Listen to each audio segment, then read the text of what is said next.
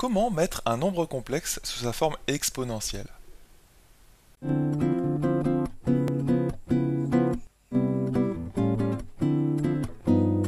Bonjour à toi et bienvenue dans ce nouveau cours Star en maths. Ici Romain, j'espère que tu vas bien.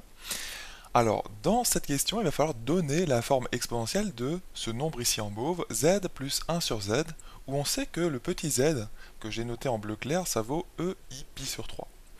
Donc, on va déjà rappeler ce que c'est que la forme exponentielle d'un nombre complexe, parce qu'ici il s'agit de la donner. Il faut trouver cette fameuse forme exponentielle de ce nombre ici.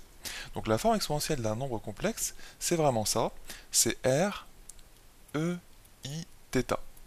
Donc on va quand même préciser ce que c'est que ce r. En fait, r, ça va correspondre au module. Le module, des fois, on le voit noté ρ, cette lettre grecque là. Voilà, peut-être que tu as ça dans ton cours. Donc ça veut dire que c'est très important, c'est vraiment un nombre positif, parce que tu sais que c'est le module, donc on va quand même le rappeler. Ici, tu vas trouver le module du nombre complexe, en fait. Module, on va appeler ce nombre complexe grand Z.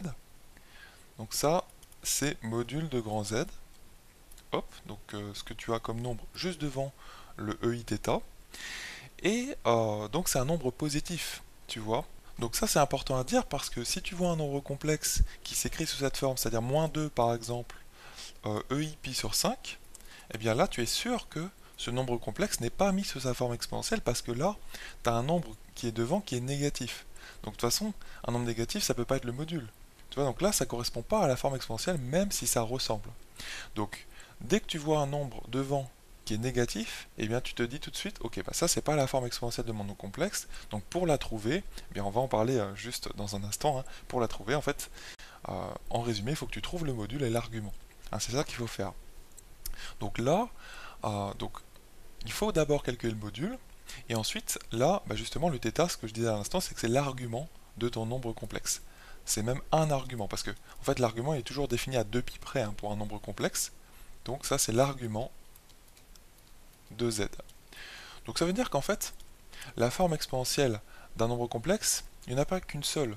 Elle n'est pas définie de façon unique, comme la forme algébrique par exemple. Parce que la forme algébrique, tu sais, c'est a plus ib, bah, le a et le b ils sont uniques. Il n'y en a pas d'autres qui sont possibles.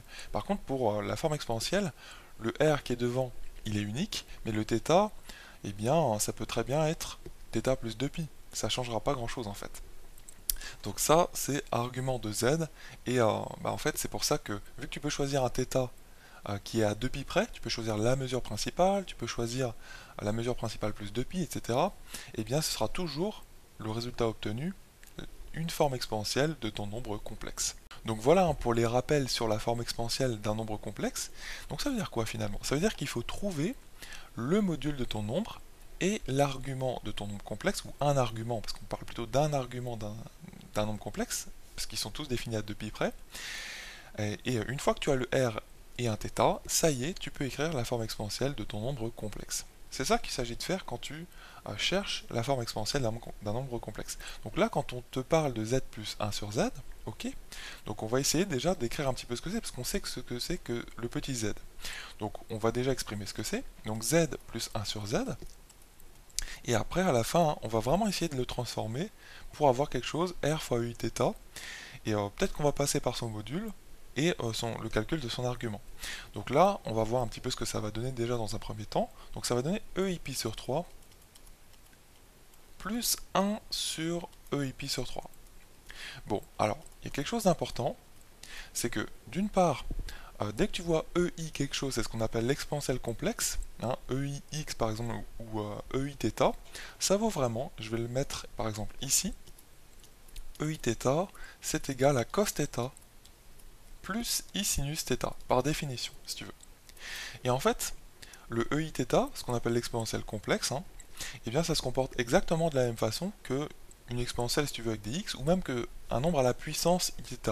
Donc ça veut dire que le 1 sur e i pi sur 3, tu peux très bien utiliser les règles sur les puissances que tu connais, et donc le transformer. Alors on va rappeler un petit peu les règles sur les puissances. Par exemple, a puissance b plus c, tu sais que ça vaut a puissance b fois a puissance c. De la même façon, 1 sur a puissance b, tu sais, c'est a puissance moins b. Donc là, on peut très bien utiliser cette règle-là. C'est-à-dire qu'ici, le 1 sur ei pi sur 3, on peut très bien le transformer en à e moins i pi sur 3. C'est un petit peu dur à dire tout ça, mais on y arrive. Donc c'est e et pi sur 3 le premier nombre, ça il change pas, plus e moins i pi sur 3. Voilà, donc tu vois, on a transformé un petit peu notre nombre. En fait, pour l'instant, on se demande un petit peu ce qu'il donne. Voilà, on a juste remplacé le petit z par ce qu'il vaut, et puis on essaie de regarder un petit peu comment transformer notre nombre pour à la fin en obtenir notre forme exponentielle. Alors là, on peut reconnaître e pi sur 3 plus e moins i pi sur 3. Peut-être que tu connais la formule de l'heure. Bon, en tout cas, ça se simplifie. Et en fait, sans même parler de formule de l'heure ou quoi que ce soit, on va juste utiliser la définition de l'exponentielle complexe qu'on a indiquée ici. Et donc, on exprime le fait que e i pi sur 3, eh bien, c'est cos de pi sur 3 plus, tout simplement, tu peux mettre des parenthèses autour de pi sur 3 si tu veux, hein. Bon, c'est pas vraiment nécessaire ici, plus i sinus de pi sur 3. Voilà, ça par définition, c'est vraiment ce fameux e i pi sur 3. Et de la même façon, tu peux exprimer le e moins i pi sur 3, parce que e moins i pi sur 3, je vais quand même l'indiquer de façon rigoureuse. Pour pouvoir utiliser cette formule, c'est quoi le θ? Le θ, c'est moins pi sur 3, parce que e moins i pi sur 3, c'est exactement la même chose, hein, je préfère le dire, même si c'est tout simple. Eh bien, ça va mieux en le disant. En fait, c'est e i facteur de moins pi sur 3, hein, c'est vraiment la même chose. Donc le θ ici, qu'on utilise, c'est moins pi sur 3. Donc ça va donner cos de moins pi sur 3. On utilise vraiment la formule en remplaçant θ par moins pi sur 3. Tu vois, on est vraiment rigoureux, hein, ici. Et donc ça va donner cos de moins pi sur 3. Là, il faudrait mettre des parenthèses quand même, c'est préférable. Plus i, donc tu vois, on suit la formule, hein, plus i sinus de moins pi sur 3. Voilà, hein, tu vois, donc là on a vraiment transformé notre nombre complexe. Alors là, c'est peut-être pas vraiment judicieux ce qu'on est en train de faire parce que on est peut-être en train de s'éloigner de notre forme exponentielle. Bon, là c'est pas vraiment... là on est passé plutôt sur la forme trigonométrique. Mais bon, c'est pas forcément très grave, là on essaie vraiment, dans un premier temps, de simplifier quelque part notre nombre z plus 1 sur z. Parce que là, peut-être que ça va se simplifier, on va voir un peu ce que ça donne. Hein, il faut toujours tâtonner en mathématiques, il ne faut pas hésiter à essayer les pistes, il faut toujours garder en tête ce que tu cherches à faire. N'oublions pas ici qu'on cherche la forme exponentielle de ce nombre-là, mais il n'y a pas de problème, tu peux chercher à simplifier les choses et prendre un petit peu de temps pour ça, pour tâtonner un petit peu et pour avancer, écrire des choses vraies. Il ne faut pas hésiter à faire ça. Donc pour l'instant, ce qu'on a écrit c'est vrai, on est content, on a fait des petits pas, et donc on avance encore parce que cos de moins pi sur 3, il faut se rappeler en fait que cosinus, hein, c'est vraiment une fonction qui est paire. Donc, ça veut dire que cosinus de moins x, hein, je peux l'indiquer ici, hein, tout ce que je mets en noir c'est relatif au cours, hein, c'est ce qui est du cours, et cosinus de moins x, pour n'importe quel x, c'est toujours cos de x en fait. Donc ça veut dire que cos de moins pi sur 3, c'est égal à cos de pi sur 3. Et par contre, pour sinus, sinus c'est une fonction qui est impaire sur R. Donc ça veut dire que sinus de moins x, c'est vraiment égal à moins sinus de x. Donc le moins, tu peux le sortir si tu veux. Donc il ne faut pas le faire sans connaître ces règles qui sous-tendent eh bien, les fonctions cosinus et sinus. Tu vois, là, on aurait tendance, par exemple, pour le cosinus, à vouloir sortir le moins. Non, en fait, il faut vraiment utiliser les règles que tu connais. Toujours, hein, en mathématiques, on n'utilise pas des règles comme ça qui nous paraissent être du bon sens. Ça marche pas du tout en maths. Il faut vraiment toujours utiliser des règles mathématiques, des règles du cours, hein, tout simplement pour transformer quelque chose, pour avancer. Donc là, on obtient finalement, puisque ça c'est cos de pi sur 3, eh bien on obtient 2 cos de pi sur 3, parce qu'on en avait déjà un ici. Donc là, on barre, et on obtient 2 cos de pi sur 3. On n'est pas obligé de barrer, hein, on peut souligner aussi, il n'y a pas de problème. Et après, eh bien au niveau des sinus, de quoi on se rend compte? C'est que ça, c'est moins sinus de pi sur 3. Donc là, ça va nous donner moins i sinus de pi sur 3. Donc ça va vraiment s'annuler pour le coup avec ça. Donc je vais vraiment enlever les croix que j'avais faites sur cosinus plutôt, parce qu'ils ne s'annulent pas vraiment. C'était juste pour dire qu'on les avait traités. Donc ça va donner en orange par exemple, eh bien ça plus ça va donner ça. Et les deux choses ici en rouge s'annulent, se simplifient. Donc finalement on obtient 2 cos de pi sur 3. Alors, cos de pi sur 3, c'est une valeur que tu peux connaître et que je t'encourage vraiment à connaître. Tu sais, il y a un petit tableau avec les angles et les valeurs de leur cosinus et de leur sinus. Cos de pi sur 3, tu peux toujours placer l'angle pour le repérer bien sur le cercle trigonométrique et te rappeler de sa valeur, parce qu'en fait, quand tu le places, ça te donne une bonne idée de la valeur.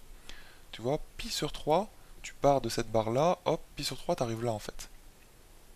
Donc, le cos de ça, bah, tu vois, tu descends, bah, tu vois, on arrive au milieu ici, entre guillemets. Hein, donc on arrive à 1 demi.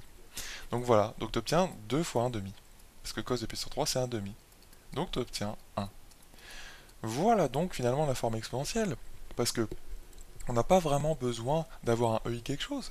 Hein, parce que dès que tu as un nombre réel positif, c'est directement sa forme exponentielle. Après, tu peux très bien rajouter un EI 0 par exemple. Tu vois, le θ c'est 0. Voilà. Et tu pourrais très bien aussi rajouter un EI de pi. Tu te souviens parce que le θ est toujours défini à 2 pi près.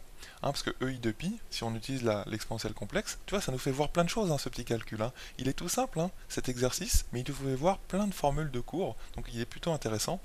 Donc là, en fait, EI de pi, c'est cos de 2 pi, c'est-à-dire 1, plus I sinus de 2 pi, eh bien, c'est 0. Donc ça fait bien 1. Hein.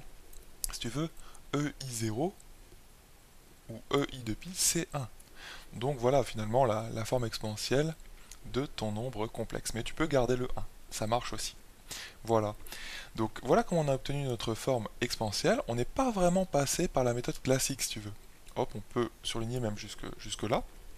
On n'est pas passé par la méthode classique, qui est celle-ci, c'est que pour trouver la forme exponentielle d'un nombre complexe, généralement ce qu'on fait, c'est qu'on trouve le R et on trouve le θ. Donc tu te souviens comment on trouve le R? Il faut utiliser la formule racine de a carré plus b carré, sachant que a c'est la partie réelle et le b c'est la partie imaginaire de ton nombre complexe. Donc en fait, il faut mettre ton nombre complexe initial sous sa forme algébrique pour avoir le a et le b, puis pour ensuite trouver le R. Et pour trouver le θ, tu te souviens, on fait cos de θ, c'est a sur R, et sinus de θ, c'est b sur R, et à partir du cos et du sinus, on trouve le θ, on finit par le trouver. Bon, c'est toujours comme ça généralement qu'il faut faire, c'est une méthode qui marche tout le temps, mais ça suppose déjà de mettre ton nombre complexe sous sa forme algébrique, dans un premier temps. Bon, c'est pas toujours nécessaire de faire comme ça, parce qu'il y a des formes de ton nombre complexe au départ qui te permettent, eh bien, directement, alors ici c'est moyennement le cas, mais des fois ça permet directement d'obtenir la forme exponentielle, si tu veux, R fois EIθ, parce que le nombre complexe qu'on te donne au départ, il est déjà quasiment constitué de EI quelque chose avec des nombres positifs devant, etc. Bon.